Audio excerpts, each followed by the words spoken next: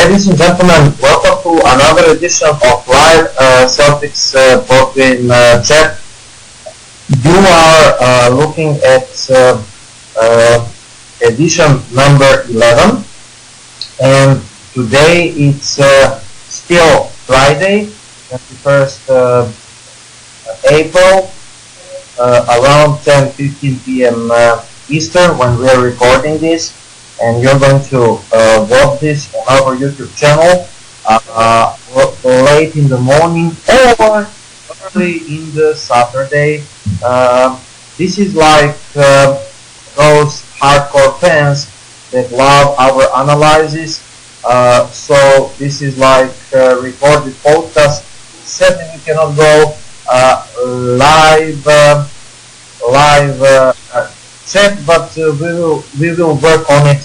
For now, you can subscribe to our YouTube channel, Celtics Radio, and you will get notifications when we upload those video chats. And the next video chat number 12 will be uploaded after the game number 4, which is on program in Chicago, Sunday 6:30 p.m. Eastern. I think also TNT game, or maybe I'm wrong about it.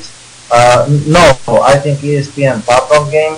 And anyway, the Celtics won tonight the game 3, 104-87, and the series is now 2-1 for Chicago. Chicago is still holding one more break, and the Chicago can get the third win in the in Sunday on their home court again. And I mean, if Chicago gets the third win before we tie the series, it would be really hard to catch them if they go 3-1. So that means that the game Sunday is similar to today's game, must-win game. I mean, we have like cases in the past, even the Celtics in the past, to overcome 0-2 deficit. I knew the case. I think it was in at the beginning of the 90s when the Celtics, or maybe I'm wrong about it, when the Celtics overcome 0-2 deficit in the playoff series. But if we would be down 1-3, our chances would be less than 10% to win the series. Again, I still like our chances to win the series. I still think that both the Celtics are a better team in the series, and that both the Celtics will win the series. There are many outside factors that are having influence on the series, and we're going to talk at the beginning of the show about those side effects of the series. And what I'm talking about: first, the death of Isaiah Thomas' sister, the tragedy that happened prior to the game 1. I knew that the Celtics would lose at least one game in Boston because the team was shocked and the team didn't respond well to this tragedy. And I'm not making excuses, I'm just telling what it is obvious. Isaiah Thomas himself played the great game 1 with 33 points throughout in the fourth quarter in the game 1. He had like 5 rebounds, 6 assists, and it was phenomenal the way he played in the game 1. He struggled in the game 2. He was guarded very well by Rajon Rondo and as a primary defender, and Jimmy Butler in the fourth quarter. He received a couple of blocks from the Bulls players. He didn't get some calls, but it is another story. And what I want to say is the side factor number 1 was the sudden death of Isaiah Thomas's sister. Isaiah Thomas went to visit his family right away after the game two, and he rejoined the team luckily for the Celtics tonight in Boston, and you could see that he was fresh, he was motivated, he was taking his leadership role really seriously, and he motivated the players, as we heard Daniel with the speech from Kevin Garnett. Before I continue to say what I meant, and I'm talking about the side effects that are having influence on the series. For example, one example of the side effect that can that have influence in the series is school example is the NBA Finals 2016 between Golden State Warriors and the Cleveland Cavaliers. I mean, until Game 5, Golden State Warriors were dominating and controlling the series. Then in between Game 4 and 5, NBA office suspended Draymond Green, and Golden State Warriors lost the momentum. And though he returned, I think it was after Game 3 or 4, I forgot. But though the Draymond Green, I think, returned for the Game 5, the Warriors lost the game and they lost momentum. And you know that this is one example of the side effect that can affect the series. Another example is the death of Thomas's sister. And the third example is injuries that can affect to the series and the result of the series and the winner of the series. Today, prior to the game, Chicago Bulls made a statement, and their coach Fred Hoiberg, that ex-Boston Celtics captain Rajon Rondo is not going to play Game 3, the Game 4, and it will be re-evaluated after 10 days. He kind of broke his thumb or hand, I think. The hand, this is his shooting hand and dribble hand, which is really hard, and his state of injury will be re-evaluated after 10 days. At the best case scenario, if I understand the Bulls, and I'm not believing them, then Rajon Rondo will be ready to play earliest Game 5, but we will see about that. And the loss of Rajon Rondo is huge, and I want to talk about that a little, but I want to ask Daniel, what do you think about those side effects of the series that I'm talking about? And I'm meaning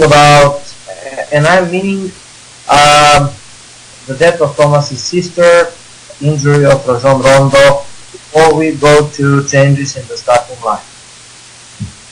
Well, unfortunately, the situation for this has made things a little bit complicated when you look at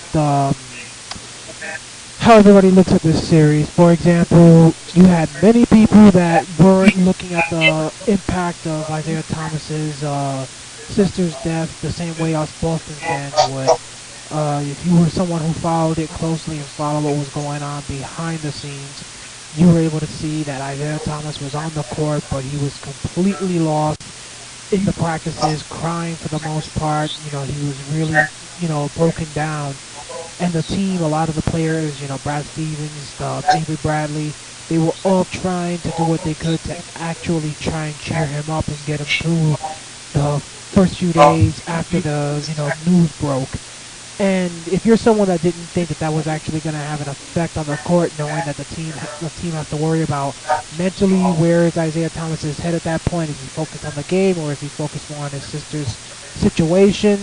The fact that the family now has to set up funeral arrangements, all that stuff was basically on the minds of our players and the coaches. And if you're someone that doesn't believe that, then I don't know where, what you would think.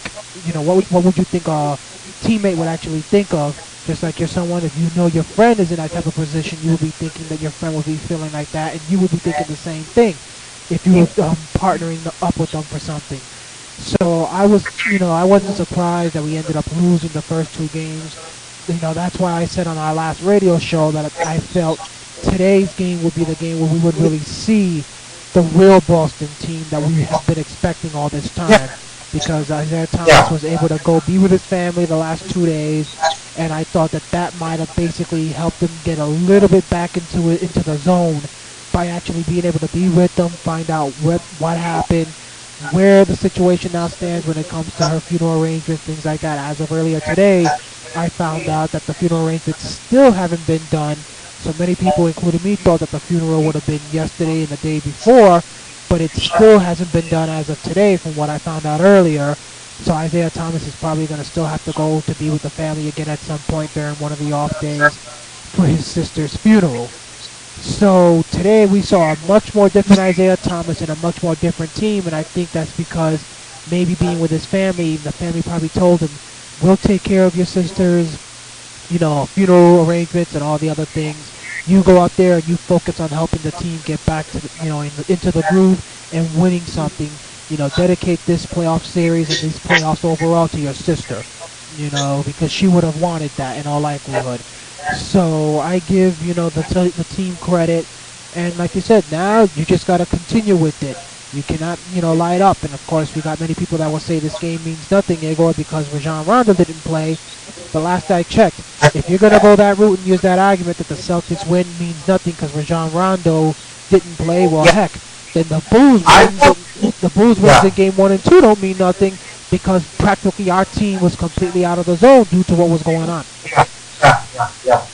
This is, I want to talk about Rajon Rondo. And first, at the beginning, before we start talking about absence of Rajon Rondo effect, Rajon Rondo played a great first two games. And the Bulls will be practically impossible to replace his impact on the series. That is why I think that the Celtics have higher chances to win the series. Besides, I repeat, the Celtics are a better team. I talked about that after the end of regular season, before the game 1, after game 1, after game 2, after game 3. I still think that the Celtics are really better team. I thought that the Celtics will win in game 5, in 5 or 6 games, but the shit happens and the bad thing happens, and this is the playoffs because extraordinary, unexpected things and twists it happens, just like the other night when the Cleveland Cavaliers were losing 25 points at the halftime and they ended up to win the game. I mean, I will not talk how they make that comeback, but what I want to say, this is playoff, guys. This is hard, and Daniel, between the beginning of the playoffs until today, it was really hard to be the Celtics fan, the Celtics player, the Celtics coach, member of the, from Massachusetts, from Boston, because the Celtics fans created atmosphere that it is the end of the world, that we lost the first two games. Yes, the playoffs is important, and I will later say why I think the Celtics should make the playoff run. Yes, the playoffs is very important, but guys, the Celtics are not contenders, and you must realize that we are not the real first contender. We are pseudo contenders. We are certainly top 5 teams in the NBA, but we cannot defeat in the 7-game series still without at least two all-stars or superstars, Cleveland Cavaliers and Golden State Warriors, and even I think that we cannot defeat even San Antonio Spurs. So, I mean, stop acting like the Celtics are the best team in the world, the team that is number one favorite, and so this is the disaster if we lose in the first round. No, it would be really bad. I would say even tragic if we lost in the first round, but it would not be the end of the world, and we are not favorites number one, despite we are number one place at the East. And that number one place of the East, Daniel, I think created the false hope to the fans, and it created more pressure to the Celtics players than it helped them, you know? And you could see that in the first two games. And all I want to say is that winning a playoff series is tough. Just remember 2009 year, the first round series with championship team minus Kevin Garnett, who was injured. Big baby Davis started in the series. First round of the playoffs, the best, officially pronounced the best first round series of all the time, if I'm correct, Danny. Boston Celtics, Chicago Bulls. We defeated Bulls 4-3. The series had like 4 overtime, and it has memorable performances. 51 points from Ray Allen, 36 and more points from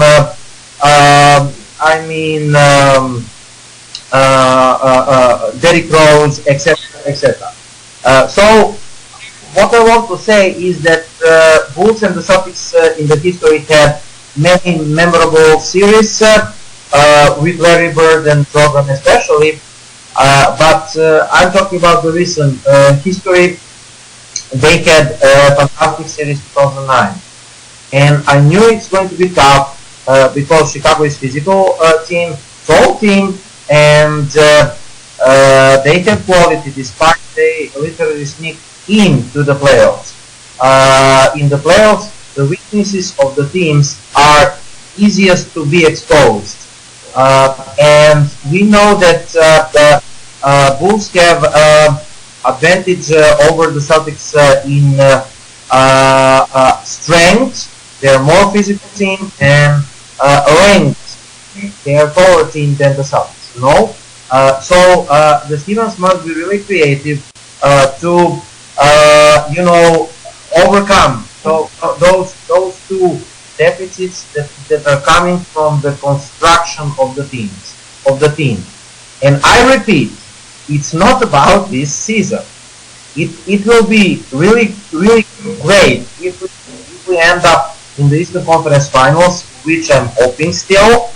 And it will be, in my opinion, even pivotal for our free agency. But guys, the Celtics are not real contenders this season. And stop acting like the Celtics are hitting talent like Golden State Warriors or Cleveland Cavaliers. No, we don't have that talent, you know. And what the Stevens is doing with this team is miracle. And tonight, I think that he proved that he's genius of coach. Anyway, let's return to original topics, and that is the absence of Rajon Rondo. First, Daniel, in correspondence, writing with our fans, dear fans, I mean, the fans were satisfied, that kind of happy, not happy, but I mean more. I would say more optimistic before the game, after they found out that Rajon Rondo is hurt and he will not play. And I said to the Celtics fans this, Daniel, I'm not happy that Rondo is out, because A, he is ex-Celtic and he will always be the Celtics. B, he won the title with us, and he was the point guard of fantastic championship team and beyond. C, he was captain of the team.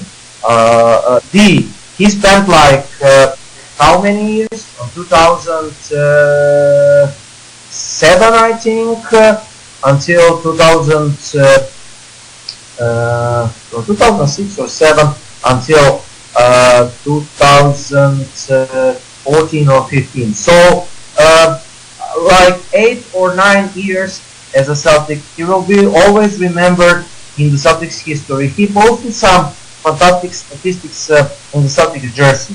And now, Daniel, I should dance out of joy because Rajon Rondo is hurt against us.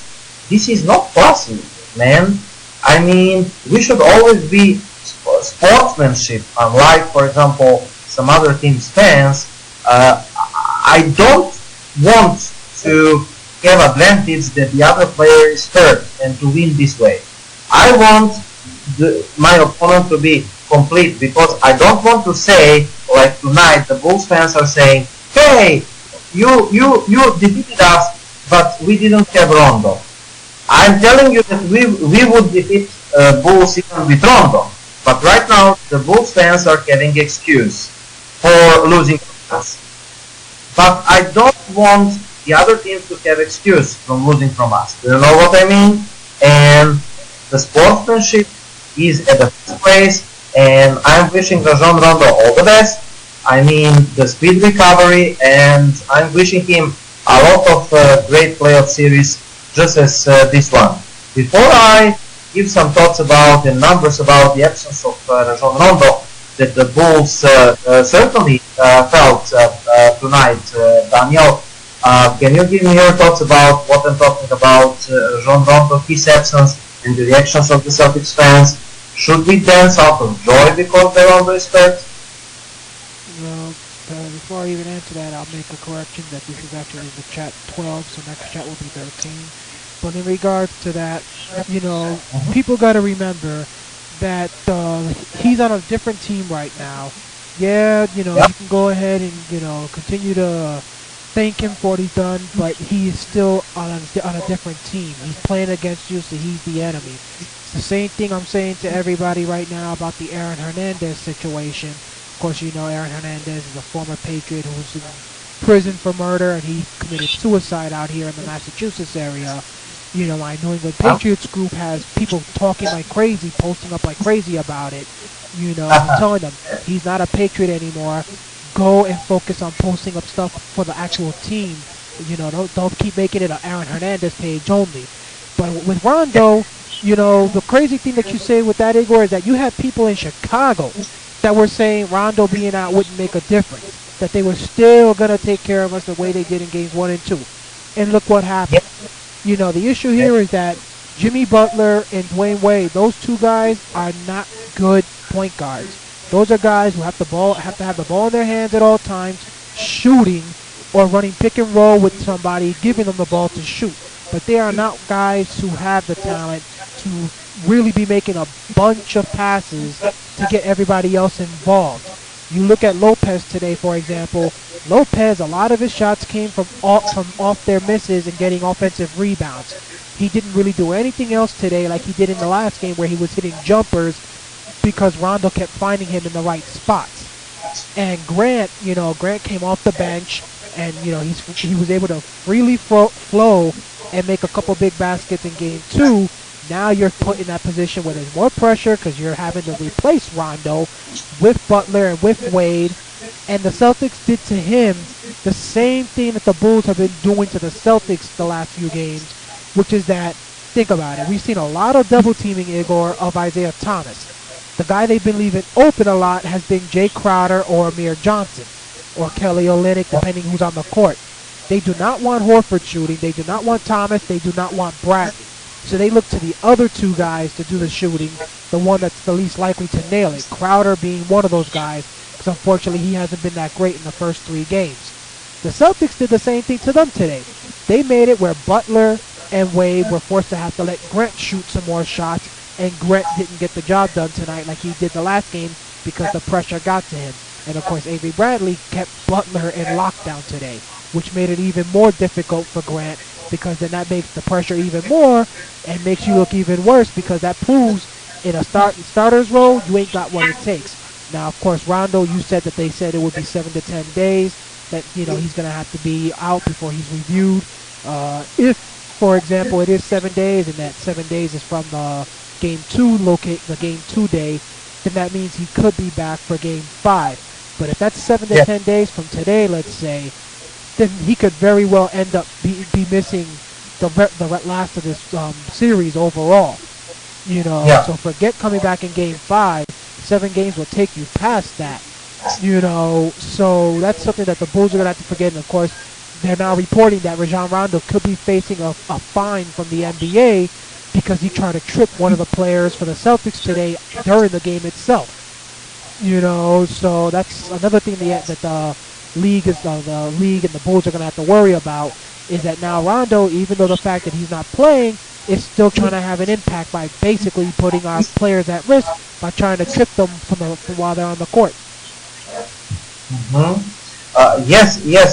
He in his interview after the game, I posted the link. Daniel, he denied that he tried to trip Crowder, but we will see what happens today. Let NBA office deal with it, and what I wanted to say is my conversation with our guest, often guest at the shows and associate that is Bobby Krivitsky from Patriots Beat, and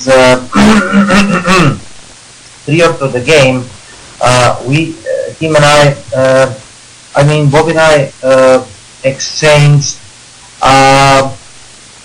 how Rajon Rondo's absence will influence the next games. And here is what we concluded. This is a huge break for the Celtics.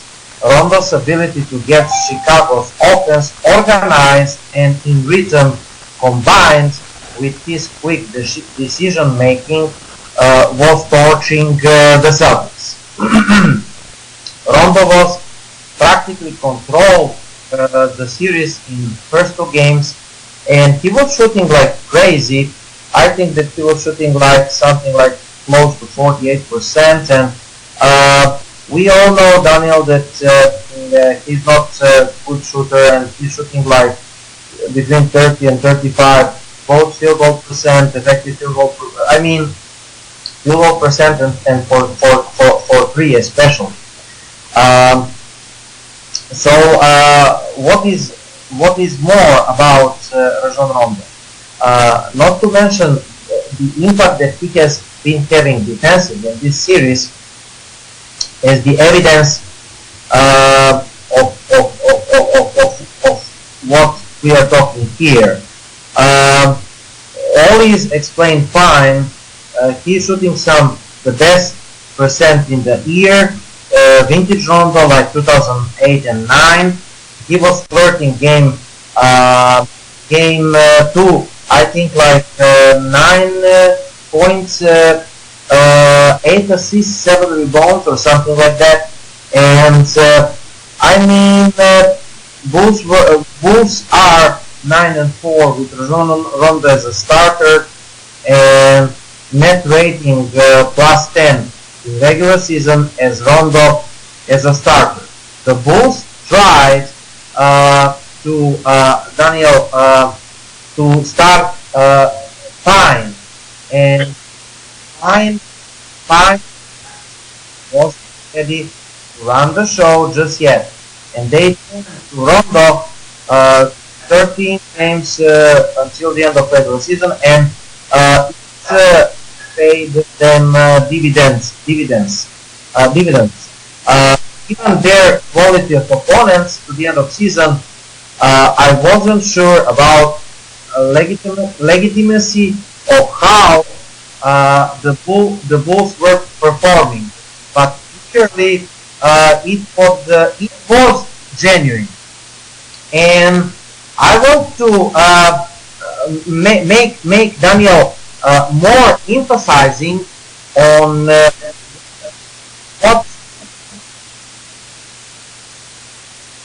Bulls did prior to the playoffs. I mean, kudos to Hoiberg for trading Gibson and inserting Lopez more playing time and surrounding Lopez with more stretch power forwards like Mirotic, Zipser, and Tortis. That helped.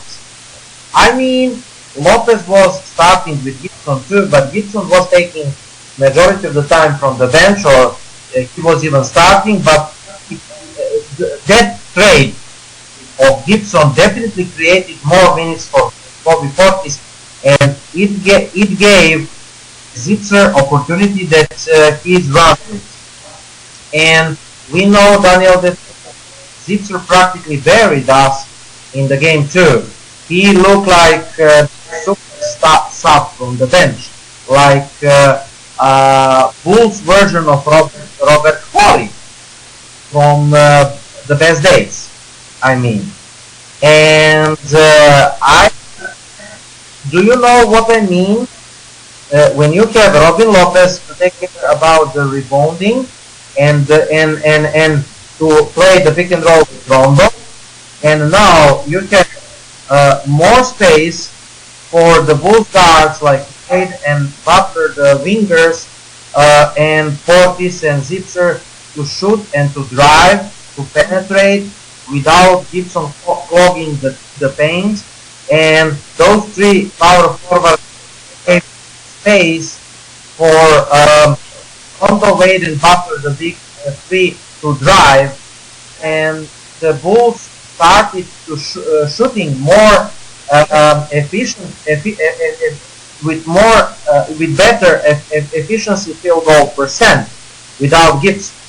I mean, Gibson is reliable from the mid-range, especially on the baseline, but that's the spot on. That extra floor spacing has made the big difference in the Celtics, in the Bulls game, and inserting Rondo. Now, the other topic and issue is that I would like, Daniel, that Danny Ainge gave one rounders pick, and for example, because the Bulls practically traded, Taj Gibson for practically first rounder. We have like 5 or 6 first rounders in the next 3 years, and I just wish that we sacrifice even Amir Johnson and the first rounder for helping this series, because Daniel and the guys, this series is very important. Why?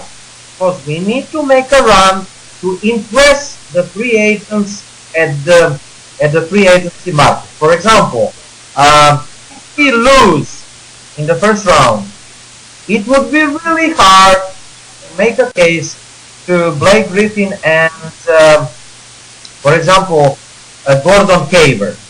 For example, what you will say to Gordon Hayward and Blake Griffin? Okay, we have like tons of assets. I mean, they don't care about that. And what you would say?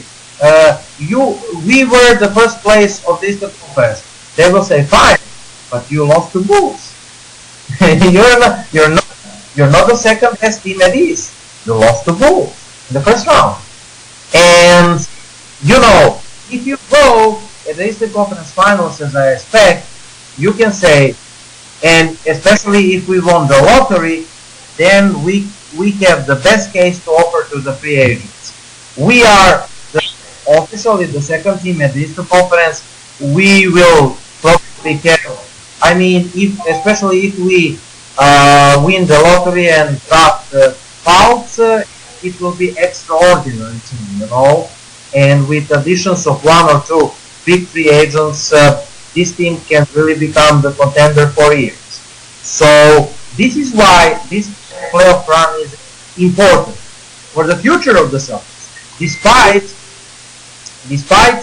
Uh, the Danny Ainge is looking more into the future. I wish that he traded for Gibson, for example, and Gibson 30 minutes would make huge difference in this series. Now, I mean, what do you think about what I'm talking about? I have some numbers later about the Rondo's the Rondo's absence and influence on the Bulls game. Concrete more numbers, and then we will start about the starting lineup.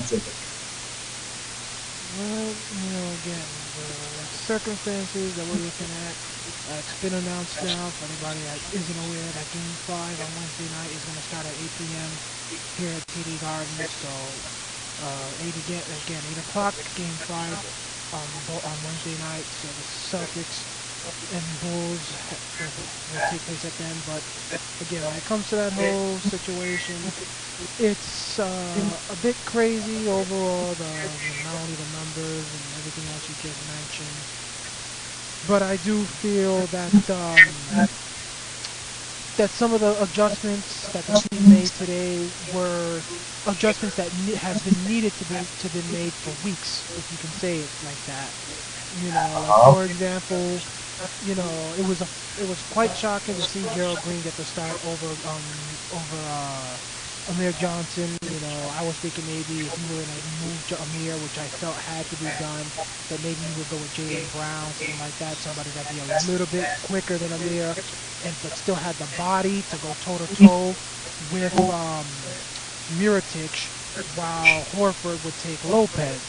So when he put Gerald Green in, it was a bit shocking, but I think Gerald Green overall justified his position today and the decision by Brad Stevens to put him in, as Gerald Green only played 20 minutes, but did get 8 points during that time frame, which that pretty much outscored everybody else except for Terry Rozier outside the starting lineup. So that was an interesting decision by Brad Stevens, and unfortunately, I think you're going to see adjustments made by the Bulls that they're going to have to. But I also feel that the best way for this is that you got to attack Mirotic. Whoever's going to be going at it with him, whether it be Crowder, whether it be Green, you got to attack him, because Mirotic is somebody that's way slow because he's a big man and you're really a small forward, whether you're Green or Crowder. We got him in foul trouble today, and he really wasn't, much of a problem overall, as he only scored 11 points. So that's something that Brad Stevens has got to remind the guys, because we know this team, Igor, is going to have to be even better come Game 4, because the Bulls know if you lose Game 4 to us, you're coming back to Boston with all the momentum back on the Celtics side, and there's still no guarantee you're going to have Rajon Rondo for that game. Yeah, and now we are going to talk about what we started. You are at the spot on. We talk about the side effects of the series. Then we talk about the fans losing their mind and overreacting, and the wrong perception of this season to the fans. We are telling the whole season that this season is not about winning the title, and I'm standing by it.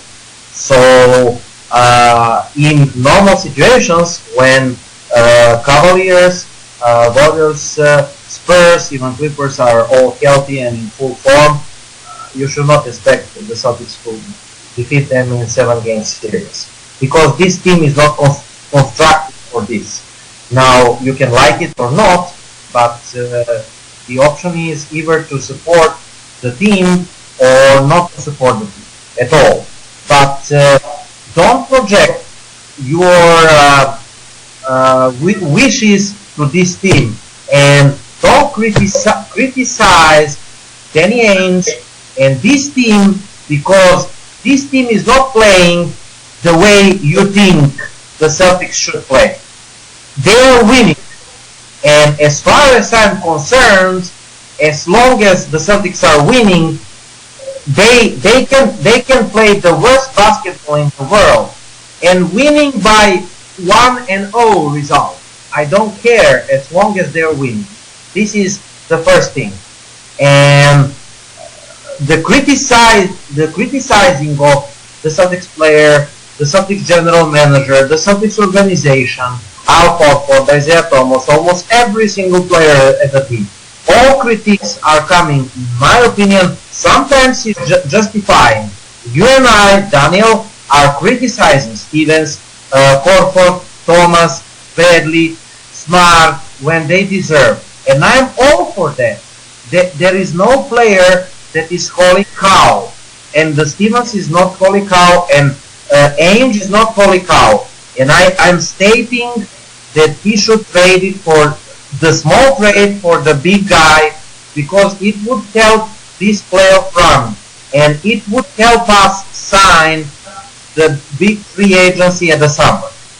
This is my opinion, and I have been talking with you, Daniel, the whole year that our weaknesses will bite us in the ass in the playoffs, and those are the bad defense, the scoring without Rondo, and the bad rebounding, terrible rebounding, atrocious rebounding. And here it is. What a surprise! The weaknesses are exposed into the playoffs. So that's not surprise, you know. And we criticized Ainge for not making the small trade, but at the same time, I think that thus far the season has been great. And instead of enjoying in that great season, the Celtics are constantly moaning. When we win, they are not satisfied. If we win by 17, they are not happy because they think we should win like 30. If we win like with 3, they are not happy because they think like we should win with 15. Ladies and gentlemen, this is basketball. This is not NBA Live 2017 game. The Celtics cannot play the way you want them to play. You know? I mean, I'm positively sure that Brad Stevens is drawing the best out of every single player in 90% of the time, because this is area in which he is the best in the NBA. He's the best in the Daniel, in preparations of the game, in my opinion, on the game adjustments, though he's making mistakes, and those drawn plays. Even Greg Popovich is taking some of his plays from his book. Anyway, so we have been talking thus far about side effects of the series, a little about those two games, and just to say that the Celtics are out-rebounded nearly 13 boards per game average in those 3 games, Daniel, and it is what it is. We have to deal with it. We're not good rebounding team. We just have to rebound team effort. What does it mean? In Brad Stevens' system, Daniel, because we don't have the dominant rebounder, we have to make a team effort to not to be so terrible on the defense. What does it mean? It means that every single player is guarding his part of space and at the floor, and big man is putting his body at the big man. Horford on Lopez, Crowder on Mirotic, then Green on Butler, then Bradley on Wade, and finally Thomas on Grant. And you know, when the big man is putting his body to the Bulls big man, it's up to our guards to come into the open space at the floor and grab the rebounds. And this is how we must operate until the rest of the playoffs, because we don't have personnel to be the good rebounding team. Anyway, so we talk about Rajon Rondo. Let me give you, ladies and gentlemen, a little concrete informations about Rajon Rondo on the floor. Bulls with Rajon Rondo on the floor this series, Daniel. On the floor, offensive, I think, rating 114. Defensive efficiency 99.4. Net rating with Rajon Rondo plus 14.5. Now, off the floor, Rajon Rondo, offensive rating 105, defensive rating 110, and a net rating minus 5.4. What does it mean? It means, do you see how the Bulls defense is so bad without Rondo? From 99.4 up to 110.4 points per 100 possessions. And the offense is dropping from 114 to 105. And the net rating is plus 14.5 and without Rondo minus 5.4. This is, Daniel, the swing like almost plus 20 points per 100 possessions on-off ratings. This is huge difference. Do you have any comments? Well, like we said, Brad Stevens has been heavily criticized by you and me, and for me, like I said, I've defended myself because my main criticism of him has not been that I say he's a bad coach, but mainly that I feel he's so into thinking about the three-point shooting that he forgets everything else when it comes to the damage he does with the lineups he puts out there. Like today, for example, we were able to get away with going small because Mirotic, like I said, he's a power forward, but he's not really a real big guy, you know. So Crowder could easily, you know, stay up and go and defend him without a problem. Plus, Mirotic doesn't really play much down low. He's like Horford, likes to shoot from the outside, shoot a bunch of jumpers. So my issue with Brad Stevens is that there's too many times where he puts a bad lineup that he knows what's going to end up happening. Again, you and me, Igor, we're not even, you know, coaches. We don't go to these games, and yet we can already see what's going to happen. Like, for example, you tell me you're going to put Olynyk out there with Robin Lopez, and that those are the only two bigs on the court. I already know what to expect when the ball goes up in the air and it's missed. I expect Robin Lopez to chew Olynyk up and spit him out pretty much when it comes to the battle of the boards. So it's stuff like that that I say Brad Stevens has to take more, you know, into mind. Forget the offense and focus more on stopping the Bulls and what they do best. Because if you stop them with what they do best, then they ain't going to be much of a threat elsewhere. Yeah, and Daniel, some more numbers before we actually talk about the adjustments that you have been mentioning, because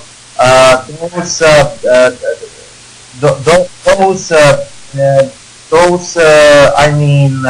numbers with Rajon Rondo on and off the court. I have some interesting numbers for you, Daniel, and for the Celtics Nation that are listening us.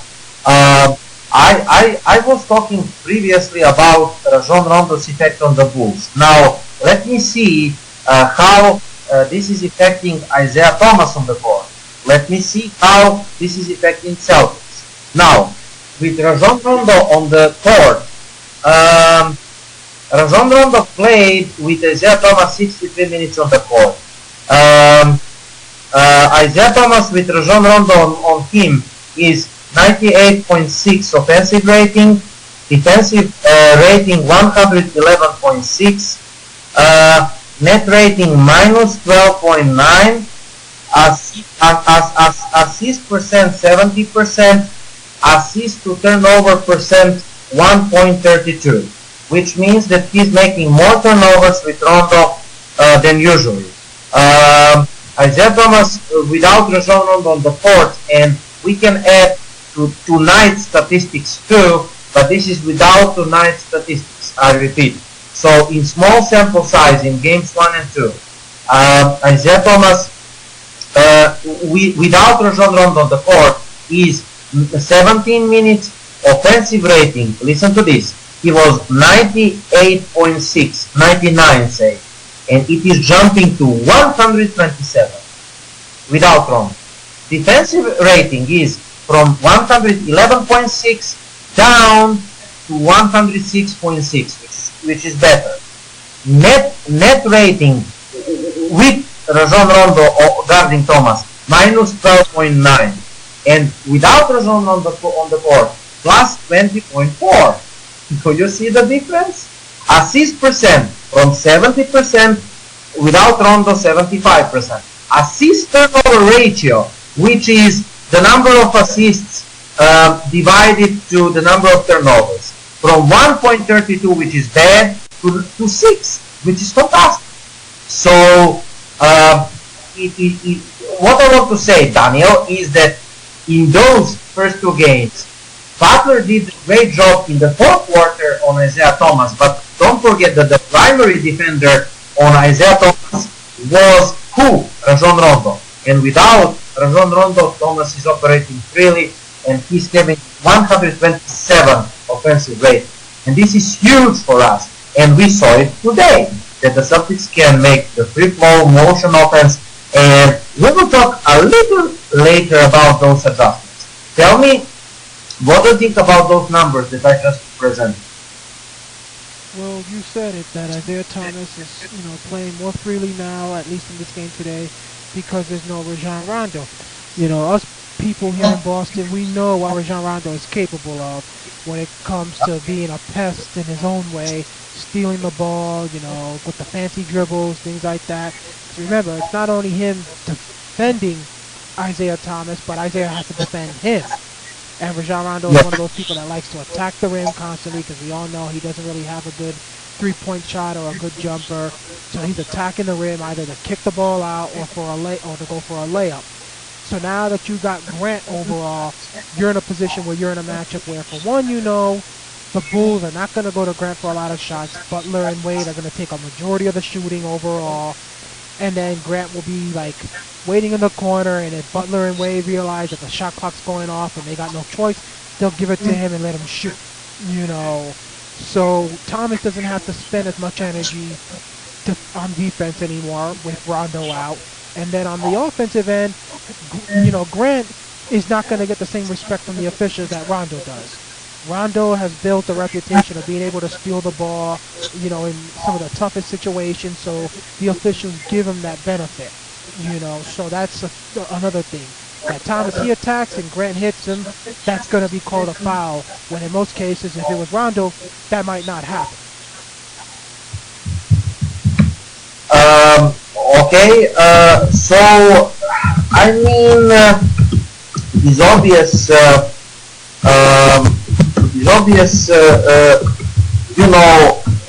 that they suffer without Rondo. You could see that their offense is not efficient. They scored 87 points tonight, and right. And it's obvious that the Bulls kind of lost the game, Daniel.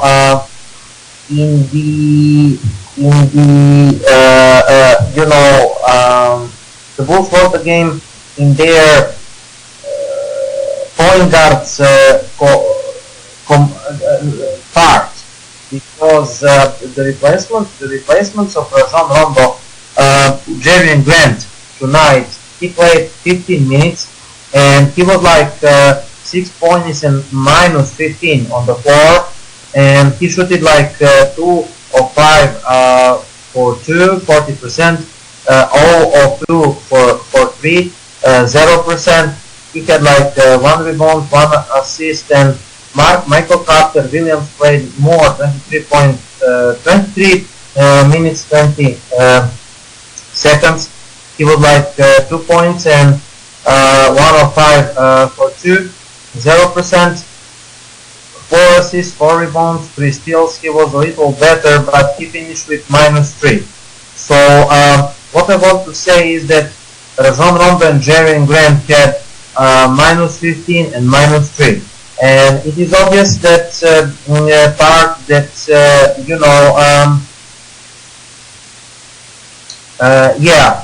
is obvious that you know that they lost the game tonight practically at that position number 1.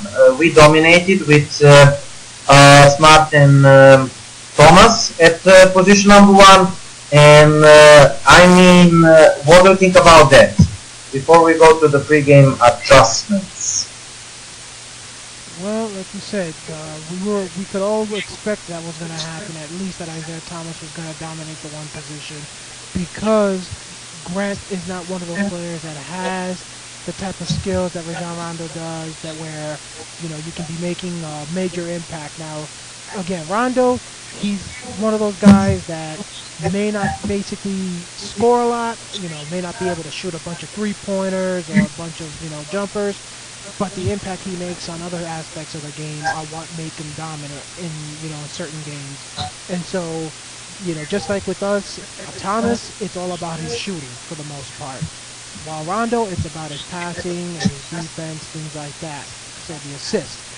Grant is not someone that you're going to see coming up the court, pushing the ball and yelling out a play to the rest of the team, and the rest of the team get into position, and then Rondo attack, go behind the back with a fake pass, and then kick it out to somebody for an open three. So pretty much you switched it from Rondo to now Wade and Butler having to be the main guys with the ball. And when that happens, now you're making it where, again, like I said, those guys are going to start taking the shots more and more than what they were before, because now they're in a position where they're going to have the ball in their hands, unlike before where Rondo had the ball and those guys had to wait for the ball to come to them.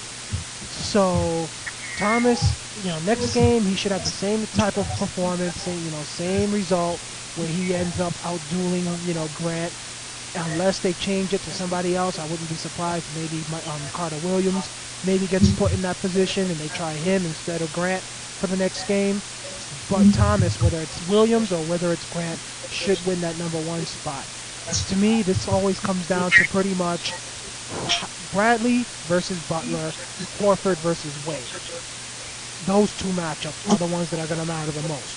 Do those two guys, Bradley and Horford, manage to basically go the route of keeping their matchups with Wade and Butler close enough to where Thomas basically is able to outscore his man enough to negate some of the other impacts that the benches and the other starters in Lopez and Mirotic have compared to the rest of our guys, whether it be Green and Crowder again, or if Brad Stevens changes it up, who knows.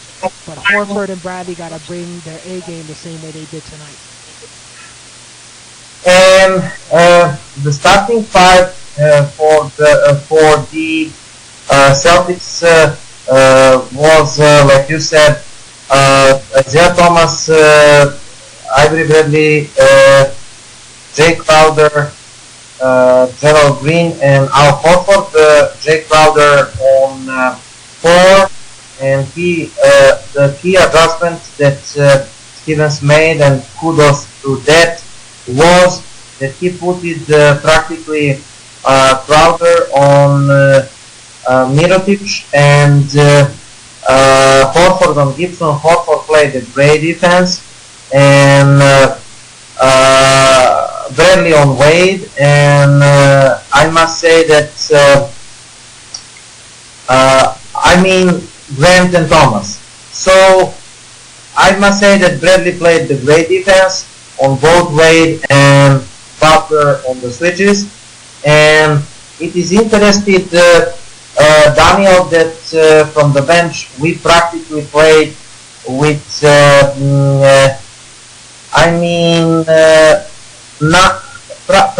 practically we played with 9-man rotations.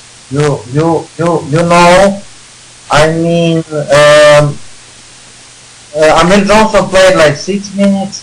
Young played like 1 minute 25 seconds. Jalen Brown played 1 minute 25 seconds. And Amir Johnson deserved to be benched this way, And practically our bench was Terry Rozier, who was fantastic tonight. 11 points, 3 of 5 for 3, 60%, 66.7% field goal. 3 assists, 3 rebounds, plus 19, 11 points. Marcus Smart, he was great on both ends of the floor. He was like 29 minutes on the bench, primary point guard from the bench. He destroyed Carter Williams and the others that were making plays for the Bulls. He scored the great 2+1 points and some important threes when the Bulls were close -6. He came and make a play 2+1 for making us having lead +9 again in the third. And Marcus Smart shot it 40% for 2 and 33% for 1, but he had like 6 rebounds, which was huge. He was hustling and battling like a tiger to grab the rebounds, and he had like 6 rebounds, 5 assists out of pick and roll.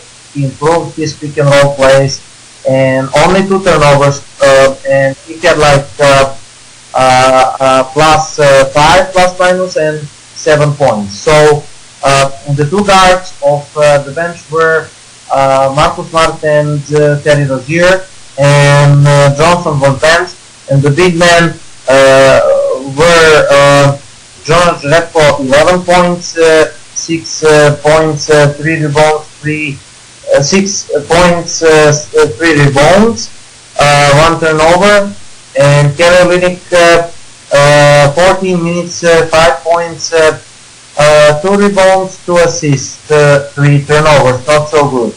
So practically we played like 9-man rotation.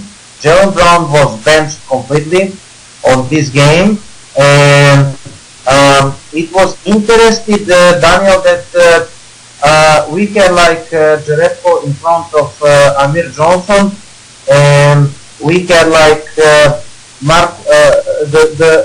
first changes were Rozier and Smart for Thomas and Gerald Green. Now, other thing at tonight's game, and I hope that it will continue to happen, Daniel, that without Thomas we made a run, and the bench that consisted out of Terry Rozier, Marcus Smart, Avery Bradley, Jonas Jerebko, and Kelly Olynyk. That very group extended the lead in the fourth and made the game practically over with Isaiah Thomas on the court. So I was really proud, and the team was like +13 or something without Isaiah Thomas on the floor. So I mean, I was really proud of that group of people, and I really hope, Daniel, that this good bench playing will not be the accident. What do you say? Well, I agree with you. The bench, that's one thing we said in our preview of the series overall, was that this bench was going to have to bring their A game overall, because the bench could very well determine who was going to win. We all knew that technically our starting lineup had what it took, even with Butler and Wade being the top 2 stars pretty much in this series, that our bench had what it took to actually, our starters had what it took to match up point for point whatever it was that the Bulls starting lineup was able to bring. But the bench would have to be the key. And the first 2 games, the bench gave the Celtics close to nothing when it came to their matchup of going at it with the Chicago Bulls bench. Game 1, I forget who it was. I think it was Carter Williams or Portis or Grant, someone like that. Pretty much nearly outscored the entire Celtics bench on their own. You can't have something like that when you have so many players on the Celtics bench that have gotten so many chances to play, so many minutes throughout this season. You cannot have a player like that going and matching up every player you have nearly point for point, because then that gives the rest of the guys on the Bulls bench the chance to just put them further and further ahead, meaning that even if your starters win their battle, your bench lost the game pretty much. Today was a different story. Today, Rozier was incredible with some of the plays he made. Marcus Smart, Kelly Olynyk put in a few shots. If the bench can bring this type of performance the rest of the series, the Celtics are going to have a good shot to win it. Okay, and what was the idea of starting Gerald Green? let us explain, because this was crucial adjustment. By starting Green, Brad Stevens practically, and I was laughing when I heard that Stevens is going to start Gerald Green, and one tweet said like Brad Stevens is totally crazy and this is going to definitely work, and it worked because Gerald Green tonight was like 20 minutes 21 seconds as a starter, the first playoff start in his career, 3 of 8 shooting field goal, overall field goal percent like 37.5, not so big, but he had like 66.7 for 3, 2 of 3 for 3s. The both threes were very important. He had like 1 rebound and +5 and 8 points, and what was the most important, Daniel? He was the constant threat. I mean, the point is not that you should start and give 20 points, but you must be the threat for 3, and you must draw the attention of the defense. And Amir Johnson, we know that he is not drawing any attention of the defense, which is clogging the paint, and the Bulls can guard Amir Johnson under the block, and the Amir Johnson man in the defense, in the Bulls defense, he can sit down, drink a coffee, eat a sandwich until Amir Johnson is preparing himself to shoot the 3. And he's not the threat, and the spacing is bad, and we know that the Bulls are big, and one of the options for Stevens was to go big against the big, big lineup with I don't know, Olinik, Zeller, Horford, whatever, and Jay Crowder at 3. And another option was to try to stretch the Bulls with small ball lineup. So we are going to see, definitely, we can say it now, Daniel, a lot of small ball lineups, like it or not, because the Stevens like it, and our advantage will be the shooting, because the Bulls are not the best shooting team on the world, despite they were shooting like crazy in the first 2 games, and we're going to see a lot of small ball lineups. Depends Green or Smart in them, but we will see them. The last time, interesting notes, when Gerald Green was starting for the Celtics starting lineup 2007 was Gerald Green, Delonte West, Kendrick Perkins, Ryan Gomez, and Rajon Rondo.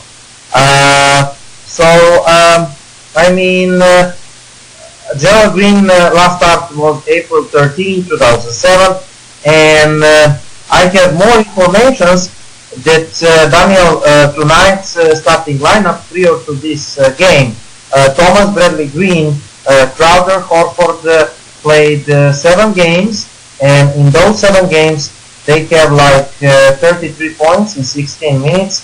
They shooted like 10 of 23 for 2, 1 of 9 for 3, which is bad. They have like 12 rebounds and 8 assists. The small sample size, but this was a big risk. And Gerald Green said he plays well next to Isaiah Thomas. Now, over 223 minutes with Isaiah Thomas and Green on the court. I repeat, 223 minutes. The Celtics have like monster 120 offensive rating and horrendous defensive rating 115.4. But still, with Green and Thomas, the Celtics are plus 4.5 rating. And again, Gerald Green's last start, 2007, April 13th, he played like 38 minutes, 21 points, shooted 9 of 16 field goals, threes, 1 of 5, 4 rebounds and 2 steals. And again, the other starters were Delonte West, Kendrick Perkins, Rajon Rondo, and Ryan Gomez. So, are you amused with these statistics? And again, what do you think about Gerald Green? Well, again, going to that route, you're doing to the Bulls the same thing the Bulls have been doing to us with their starting lineup. As you said, Amir Johnson, he takes forever to let go of his shots, especially if it's a three-pointer. And, and even worse, he's the one that's most qualified, along with Tyler Zeller, in my opinion, to basically battle with Robin Lopez down low for the rebounds. But the unfortunate thing is that Amir Johnson does not put the effort in, if you look at it, to really go up for those balls and make sure he gets the rebounds and the Celtics can get on the run. So Lopez, you see him, he crashes the boards, and every time there's a rebound up available, he goes the route basically of being able to go for it. And that's the thing, Amir Johnson, if he's not going to go for it, then you got no choice basically but to remove him. So Gerald Green, you're doing with him now where you're shooting three-pointers and you're spreading it out. So now Lopez is all alone. And if Lopez decides to basically stop someone attacking the rim, Horford is left available. Okay. I mean, I think another thing that I wanted to discuss really short because I don't want this to be too long. What do you think about the Celtics offense? Because we all noticed that the Celtics were playing the high pick and roll and staggered side pick and roll for Isaiah Thomas with Al Horford, and it worked like bread and butter. I think that the efficiency of that pick and roll was 60-70%. Al Horford dominated, he was great, and Isaiah Thomas played one genius game, I would say. So the Steelers went to bases. He played like high pick and roll, which was really interesting and really crucial. And out of that pick and roll, not only the options for Isaiah Thomas and Horford are open.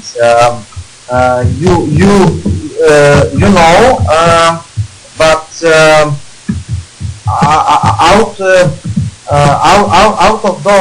out of that pick and roll, the options for other people opened. For example, you saw the play and remember the play when Gerald Green scored the three. I think in 1-3 he scored like out of transition trees, out of pass, but one was inside out Thomas inside out Thomas and Horford, and out of pass, and boom, the 3 for Gerald Green. So that play worked like bread and butter. The high pick and roll, and the Bulls could not defend that. And it will be really interesting what the Bulls will do in defending our pick and roll 1 and 5, Isaiah Thomas and Al Horford, which is practically our go-to action at this game, and it should be go-to action of the whole series. We should not play selfish basketball like in game 2. And information is that we are having the most assisted field goals made in the NBA. The most assisted field goals made, compared to all the other teams. That means that we are playing like the team basketball. So, what do you think about that pick and roll 1 and 5? Well, when it comes to pick and roll, we know that basically that's something we're going to have to rely on, because really Isaiah Thomas is the only one on this team. Maybe Al Horford, but Isaiah Thomas is really the main guy who's capable of getting his own shot on the dribble. Everybody else has to depend on some sort of pick and roll or some sort of pick being made. in order to actually, get free and take some sort of shot. Um, so we need to continue to see the pick and roll working, but more importantly, I think we need to spread the ball around a lot more. We saw today how many times did we get a lot of wide open shots because our guys made 4 or 5 passes in the possession, and eventually the Bulls kept running around in circles trying to get to each man. Because remember, Lopez is not going to leave the paint, ladies and gentlemen. He's just going to stay sitting down there the same way Shaquille O'Neal, Dwight Howard, and all those other big men like to do in order to go wrapping up the rebounds, getting the box to go up and all of that other stuff. So you need to take advantage. You got to make it where Horford gets involved a lot more so that Horford can start making some shots, some jumpers, a few other, maybe threes, so that Lopez basically has to pay for it if he decides to stay in the paint and leave Horford or Ledick or any other big that we get out there open, or pass the ball around to where now it's 5-on-4. If Horford's in the paint and Lopez is staying down there, then it's 4-on-4. But if Horford comes out and Lopez is not paying attention because he's too busy focusing on being right next to the rim, then you got a 5-on-4 advantage, and somebody's going to be left open eventually, and Lopez is going to have to try to run out to them, and by the time he gets out to you, the shot should already be on its way. So the pick and roll is what we're going to have to depend on for the most part, and the best two guys to do it is Horford and Thomas together. Today we saw a few alley-oops that went to Horford because of the pick and roll between him and Isaiah, or even him and Bradley. So that's what we're going to have to depend on. Make it where it's gone like that, because think, the Bulls are doing it to us to get Isaiah Thomas to have to be defending some bigger guys. Why shouldn't we be doing it to them? Give them a taste of their own medicine. Okay, so I mean, just to say that again, I think that the Celtics should not make up anything new, radical, drastical. Just to say that the key moment was the Celtics and Bulls came close. The Celtics leaded like 20 points in the first half, and the Bulls made like the first quarter. The Celtics started great, and they leaded like 33 and 18 plus no 33 and 15 plus 18 in the halftime. So at the end of first. So at the beginning of second quarter, I mean, even with 4 minutes Butler at the bench, the Bulls made a run with Dwayne Wade and Felicio. Dwayne Wade, I mean, he tried to play pick and roll with Felicio, and he even scored a little some of his mid-range jumpers. And the Bulls one by one cut the deficit and won the second quarter like 26-11, I think. So at the end of halftime, it was like 44-41. But the game was decided in the third, and of course that the big influence kept the starting lineup. Now, Boston, you know, the Celtics barely clinging with 44-43 advantage and scoring 11 points during the second quarter, 44-41 points. And the Celtics suddenly rediscovered their offense. Boston scored the game's next 8 points over 56 seconds in the third, thanks to Isaiah Thomas's out of the pick and roll plays and alley-oops, followed by consecutive 3-pointers too from Isaiah Thomas. That short sequence of play was enough to put Boston out of offensive lull, and it would not allow the Bulls to pull within 8 points from there until then. After the 11-point second quarter effort, the Celtics stand on the score 33 points during the third, and 28 points, 28 more during the fourth, and final result 104-87. Something else to add about this game, Danny? Well, again, the Celtics, are going to need to do a little bit more to try and stop Lopez because we can't expect for Butler to come out and have a terrible game in Game 4 the same way he did tonight. So we're going to have to make sure we do something, and Jay Crowder's got to basically show up in the next game. It's been 3 games thus far where Crowder has been, absolutely terrible. My father was kind of thinking maybe Crowder is getting affected again because now the reports are coming out about the Knicks wanting to make a trade with us for Carmelo in exchange for Crowder. Maybe that, knowing that that's coming up. If you recall, Crowder during the trade deadline area, he went south with his performances, when his name kept getting thrown up into the trade discussion. So my father was like, oh no, maybe Crowder's getting affected again. But Crowder's got to bring it. If he wants to justify trying to stay here, then what better way to do it than actually bringing your A game and making a difference in a playoff series? When you mentioned that Carmelo Anthony, I think this is bogus, and I don't understand.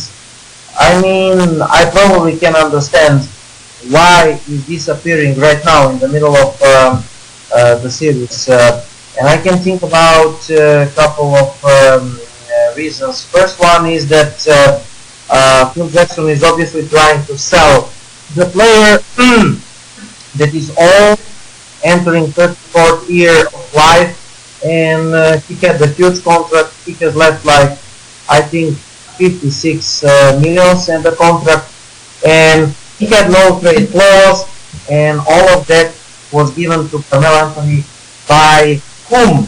By Phil Jackson. So I think that Phil Jackson is trying to put in the media some of those rumors because he wants to offload Anthony, which is okay. And about Danny Ainge, I really cannot see why he would trade for Carmelo Anthony. And you mentioned Jay Crowder Carmelo Anthony comparison. I mean, okay, there is no doubt that Carmelo Anthony is still, despite his 33, better player probably overall and the volume scorer. But I mean, I would not trade Carmelo Anthony for Jay Crowder because I mean, one, Jay Crowder is cheaper. B, he's better defender. I really thought that today, yes, he missed tons of threes. He was shooting out without reasons. You are correct about that. But I mean, overall, he is cheaper. He's better three-point shooter. He's better defender, and he's younger. And I know that Crowder is not a star, and that Melo is a star in this league. But I just think that we are not going anywhere with Carmelo Anthony in his contract, and certainly with Carmelo Anthony we are not the contenders. If you can guarantee me that we would be contenders with adding Carmelo Anthony, I would say great, go, But this way, I'm strongly against Carmelo Anthony. One of the reasons is that with Isaiah Thomas Daniel, we have the constant plus minus guy on the floor, the defensive problems. And by adding another defensive problem in Carmelo Anthony, our defense would be really terrible. And I mean, it would not fit well. The offense will be probably better, but I'm not sure it will be significantly better. And I'm not going to talk about his contract. Like I said, this would be totally insane. And of course, we will hear those rumors because Again, Phil Jackson is trying to sell him, to offload him, to ship him off, but I think that the Celtics front office demanded those rumors, and apparently some articles at the Herald that Stevens and the staff would like Carmelo Anthony, but Danny Ainge and the owners were strictly against that. And in this case, I'm on the side of Danny Ainge and the owners, and I really don't think that Carmelo Anthony will ever be the Celtics, which is real happy occasion for us. Your thoughts? Well, I think it also depends. For me, it all depends on who we gotta give up. You know, we all know right now LeBron is what separates us from the Cavaliers. Despite Kevin Love and Kyrie Irving being there, those two are not what makes the difference between us and the Cavs. It's LeBron James that makes the difference.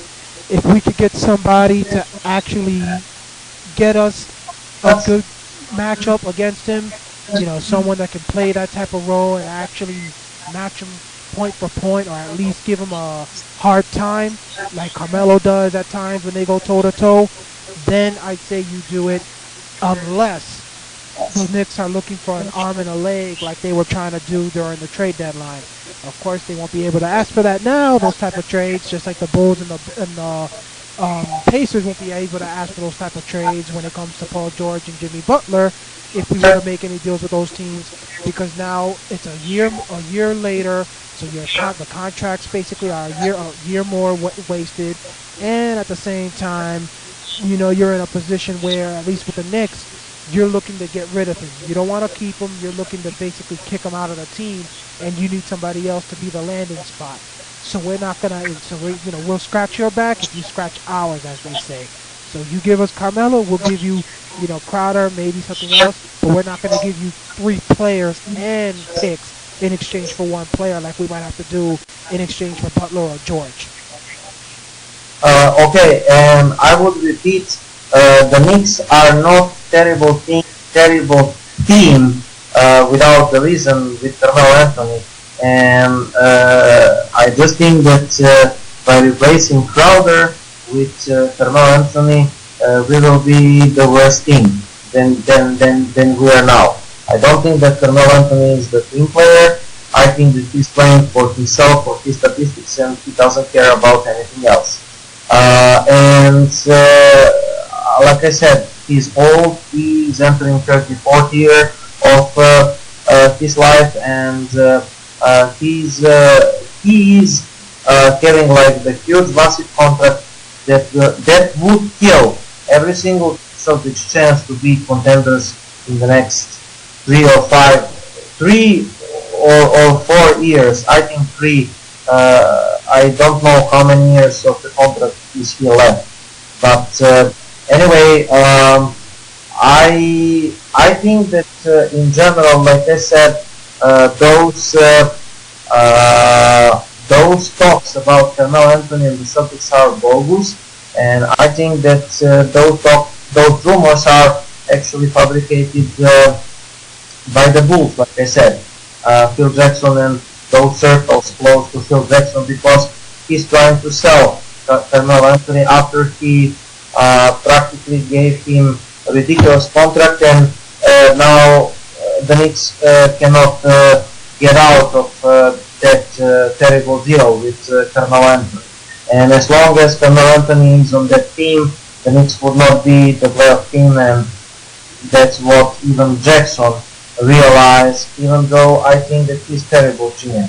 And again, the moment of leaking those rumors is also showing us, Daniel, you were talking about Jay Crowder.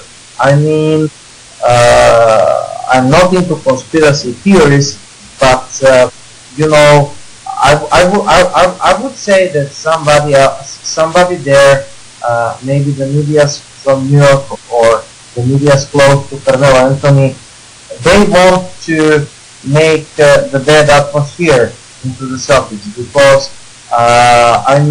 the trade deadline passed and we are in the middle of the playoffs, and the trade rumors are circulating.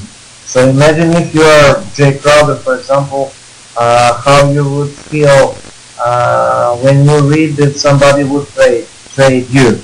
I mean, I can bet that he's not he's not feeling good about it. And like I said, those rumors are false. Those rumors were just the narrative of sports talk radios and the others because this is entertaining. But I'm sure that nothing concrete was with Carmelo Anthony because you know that even Carmelo Anthony is having the contracts and the years like he's having. The asking price from Jackson is not cheap, and again I don't see Danny Ainge after doing all great things to clear the salary cap for this big summer and to put us good into position to win to be contenders next 8 to 10 years. I cannot see the range ruining the cap space and any chance for going after younger, better free agent than Carmelo Anthony. And in my opinion, bringing in Carmelo Anthony would be absolutely destroying everything that Danny Ainge has been building. I would understand Butler, I would understand George, though it would be the huge risk if we know that Paul George wants to play for Los Angeles Lakers one day. So the Lakers fans actually, or some radio hosts spoke about it, that they want actually the Celtics to trade for Paul George to give up all the assets and then Paul George to come to the Lakers.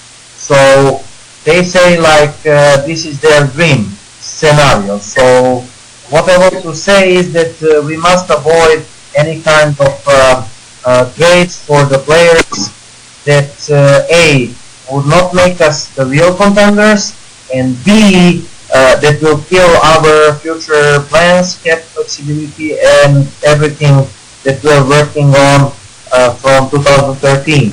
So, in other words, I think that Danny Ainge has list, and it is confirmed more or less by Danny Ainge himself, then Vic Grusbeck, Austin Ainge, and the other executives of the Celtics around and after the trade deadline.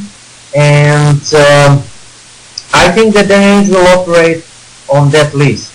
And again, I really don't think that Carmelo Anthony will make us any better, and especially not contenders that can surpass the Cavs.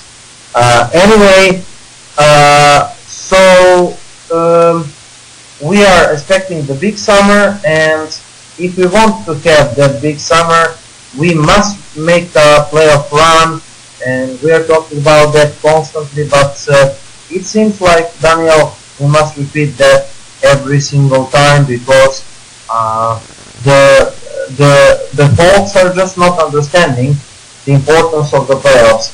And guess what? I was listening to the podcast of Tim Bontemps from the Post, and he was telling Daniel the same thing as you and me. The Celtics must at least enter the Eastern Conference Finals to present themselves as the second best team at the East after Cavaliers, or even better than Cavaliers if we eliminate them. But if we are the second best team, if we are at the Eastern Conference Finals, we can make a run at the big name free agents. But otherwise, this way, if we lose from the Bulls in the first round, don't expect, he said, Gordon Hayward or Blake Griffin to come the Boston's way. So this is why the playoff is important in my opinion. And again, I can be wrong. The Celtics could still, in theory, lose from the Bulls and sign Gordon Hayward and Blake Griffin. I don't know. I really doubt in it, but it is possible. But my opinion is that the Celtics must make a run in order if we want to sign the big name free agent that will change our destiny and make us the real title contenders. What do you think about that? Well, that's the same thing I've been saying all year. That technically you're gonna have more money than the Wizards, you're gonna have more money than the Raptors, and pretty much every other team in the Eastern Conference, and for the most part, pretty much every other team in the NBA. So for all those big name players that are looking to go elsewhere, they gotta decide. Either they take, a major pay cut to keep running the teams like Cleveland and Golden State and San Antonio, or they think about themselves and they say, I want my money but still have a chance to play for a contending team. And that's where you say, okay, let me talk to Boston.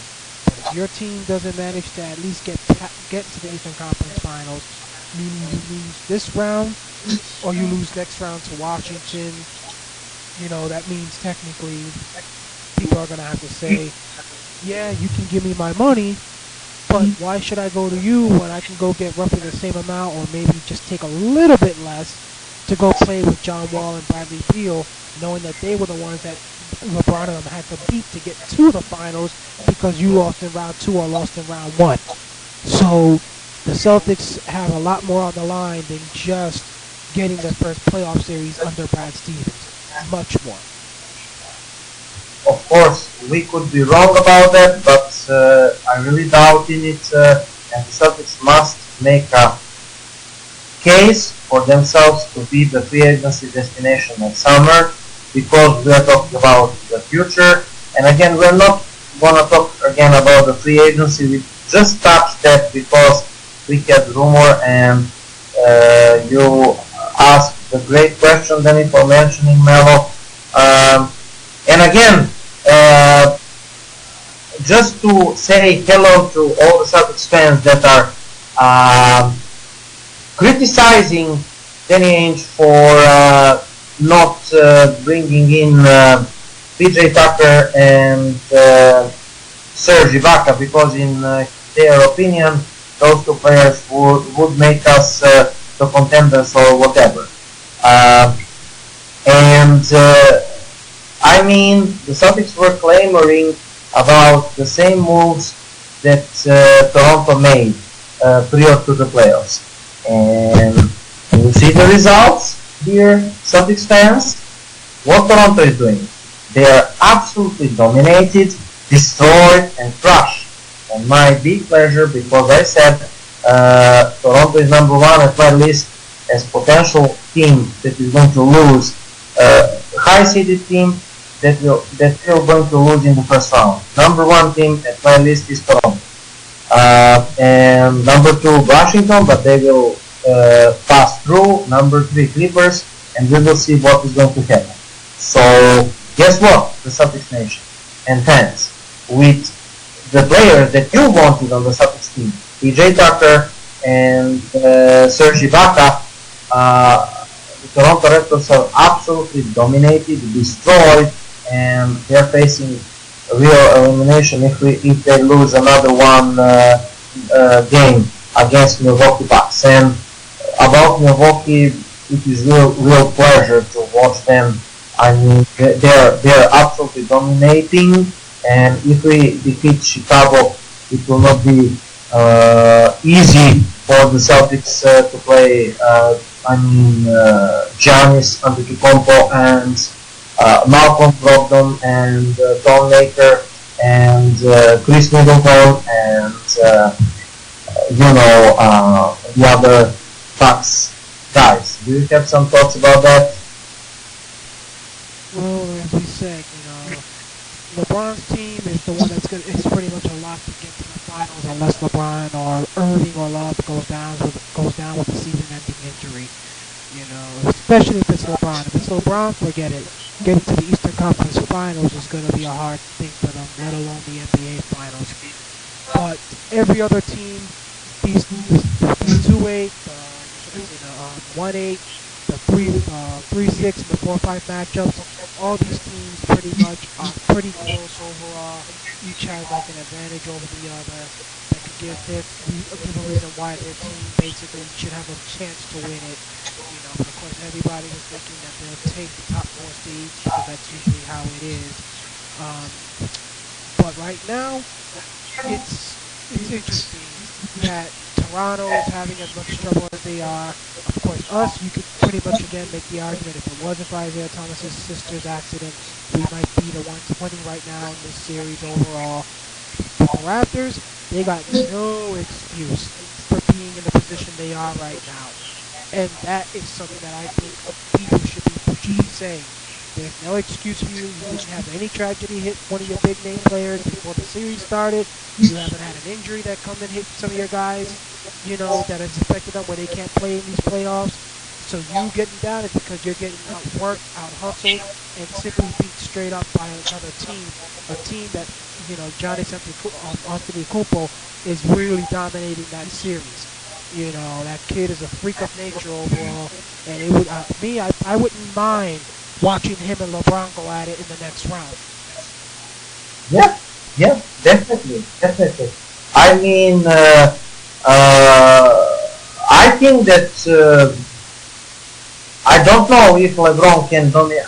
He can dominate because the officials will whistle the fouls for Antetokounmpo and LeBron will be free from him, after a while. But if officiating is fair, 50-50%, I'm not sure that LeBron is going to dominate Antetokounmpo, because the man is just upcoming superstar, and we must say that Bucks guys drafted great. Malcolm Brogdon is playing great. Tom Maker has ton of potential. Giannis is superstar in making, and they have Chris Middleton, and they have some veteran presence. And anyway, like you said, it will be interesting with Cavs if they eliminate Toronto.